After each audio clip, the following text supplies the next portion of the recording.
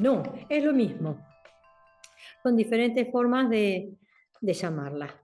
Podríamos decir que cuando hablamos de la naturaleza de la mente, usamos esa expresión mente. Y cuando hablamos del funcionamiento de la mente, hablamos de las conciencias. Hoy vimos las conciencias sensoriales, visual, auditiva, olfativa, etc.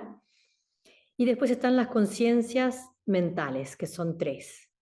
Y es algo muy interesante de estudiar, la conciencia mental propiamente dicha, la mente aflictiva y la conciencia de base, o el alaya vijnana. Y todo eso explica el funcionamiento de la mente condicionada.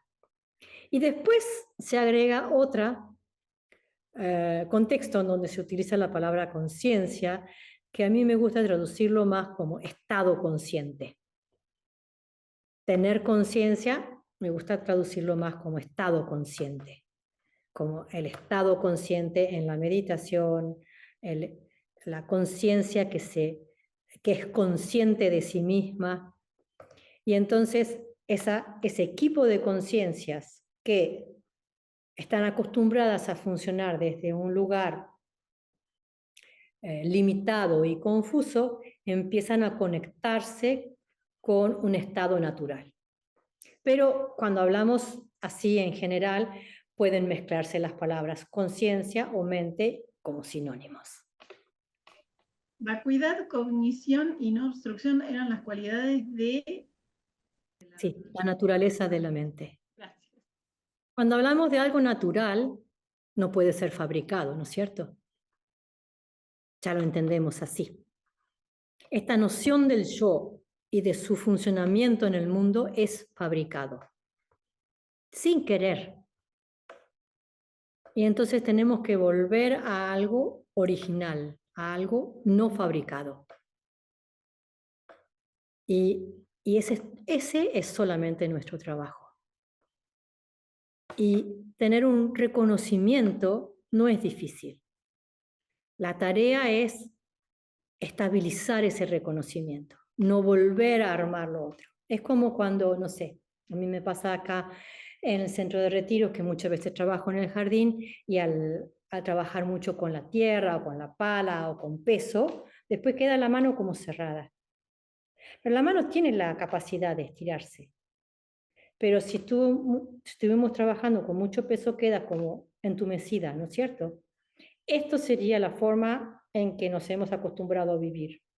Esto sería una forma elástica, flexible, natural de la mano. Así que el ejemplo es medio grosero, pero por ahí los aproxima a esta idea de cómo volver a esa elasticidad natural, cómo volver a esas cualidades que no están fabricadas.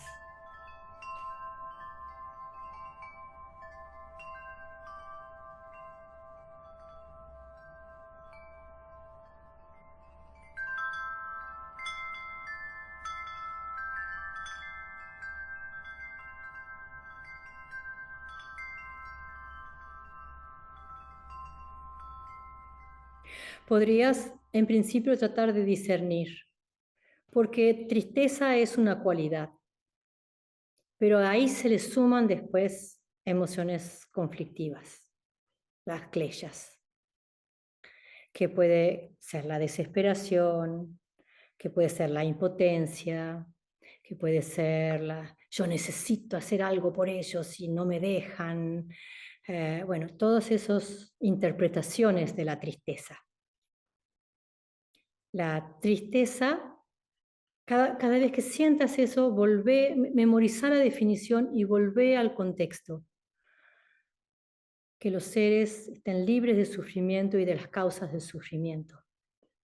Porque eso nos va a hacer llevar la compasión no solo hacia el que sufre, sino al que genera sufrimiento. O al que a propósito se mete de vuelta en una situación de sufrimiento. Y deja que la vida te vaya mostrando cómo aprender de lo que sucede, sin juntar todas las situaciones, cosa de que cada vez te sientas peor por el sufrimiento en el mundo, sino conectándote con ese sufrimiento de esa persona en ese momento. Porque si somos un conjunto de partes, esto que llamamos escandas, más que un individuo estrictamente formado y transitando la vida como tal, somos impermanentes, somos interdependientes, somos plurales en cuanto a nuestra manera de funcionar con los demás. Entonces, no hay forma de juntar todos los sufrimientos y decir, yo soy la suma de todo esto. Cuando te encontrás con el sufrimiento de la persona en ese momento y en esa situación, podés relacionarte mejor y podés relacionarte con la capacidad que tenés en ese momento.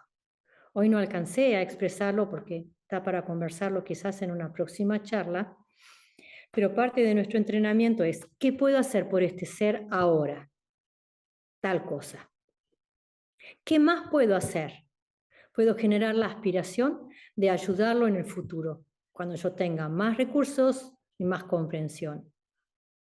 ¿Qué más puedo hacer? Puedo invocar a los Budas, si soy budista, para que lo auxilien. No es que viene tipo ambulancia, llegó Buda, sino va a haber una conexión entre mi compasión hacia ese ser y mi devoción hacia Buda, que de alguna manera va a generar condiciones favorables para esa persona o ese ser.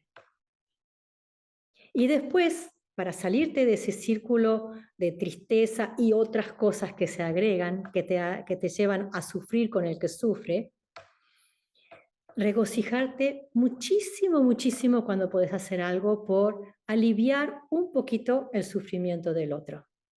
Por ejemplo, eso, de estás caminando por la vereda, estás consciente de los insectos que pasan por ahí. Y entonces, en vez de pisar acá, písate ahí. Y esta hormiga quedó viva. Y detenerte y llevarla hasta un cantero y dejarla. No importa lo que piense la gente, pero vos te ocupaste de liberar a ese ser del sufrimiento. Todavía no puedes ocuparte de las causas del sufrimiento. Puede que después, qué sé yo, pase un caballo, como me pasa a mí, y se coma el pasto con la hormiga incluida. Y entonces vos decís, pucha, la salvé, pero por un ratito. Pero te regocijas profundamente en eso. Y pafa, te escuchas las noticias de estallidos y guerras y hambrunas y accidentes y todo lo que pasa. Y haces la aspiración que yo pueda ayudar a todos los seres a liberarse del sufrimiento. Y mientras tanto, pido a todos los Budas que los auxilien, que no los dejen a su suerte. Hay plegarias muy bonitas, pero lo puedes transformar en tus propias palabras. Entonces, no fomentás la indiferencia, no fomentás eso de no doy más, cuando la gente va a dejar de sufrir. Y estás haciendo algo y eso poquito que haces te regocijas enormemente. Entonces empieza a haber una capacidad que el día de mañana encontrás un perro en una autopista y decís, sí, sí, yo paro. Aviso en el peaje y hago la red para sacar a ese perro vivo de la autopista. Y decís, ay, esto hace años no lo hubiera hecho. O le cocino a esta persona que está en situación de calle y le digo, ¿qué te gustaría comer anoche? Bueno, en media hora paso y le llevo el plato. Por ahí mañana no tiene para comer, pero hoy hiciste eso. Y por ahí antes no te conectabas con la gente de la calle, pero ahora te animás a hacerlo. Y así es como dar esos pasitos. Por eso, yendo a lo que les decía al principio, de lo fácil a lo difícil, por momentos chicos y repetidos. Es un excelente consejo. Y cuanto más trabajamos con la compasión hacia nosotros, imposible que trabajando con la compasión hacia nosotros salga el egoísmo. Va a salir una mente blandita, un corazón abierto. Y entonces cuando te encontrás con el sufrimiento del otro, decís, yo te entiendo, ahora te entiendo. Y después, de acuerdo a nuestras aspiraciones y condiciones en la vida, capaz que, no sé, abrimos un refugio para personas, abrimos algo que sea mayor, de mayor ayuda en lo inmediato, pero tenemos que entender cómo esa ayuda es muy limitada y por eso surge la fuerza de necesito llegar al despertar para poder beneficiar a los seres, porque lo que estoy haciendo ahora es muy limitado. Sin embargo, si avanzo en mi camino como bodhisattva, cada vez voy a tener más sabiduría para ayudarlos y mi compasión va a ser más abierta y la capacidad de que me escuchen va a estar más activada, ¿no es cierto? Muchas veces tenemos ganas de decirle algo a alguien, no le importa ni medio, o no se escucha a medias. Y ese es nuestro karma. Esas son cosas para trabajar nosotros. Entonces, hay que ir paso a paso, de lo más fácil a lo más difícil, por momentos pequeños y repetidos. Y rescatarte cuando te pasaste de la tristeza a cualquier otro estado. Eso es pura confusión. Entonces tenés que rescatarte. Como se dice en los textos, el bodhisattva se retira del mundo para reencontrarse y vuelve al mundo. Y eso podemos hacerlo varias veces en el día.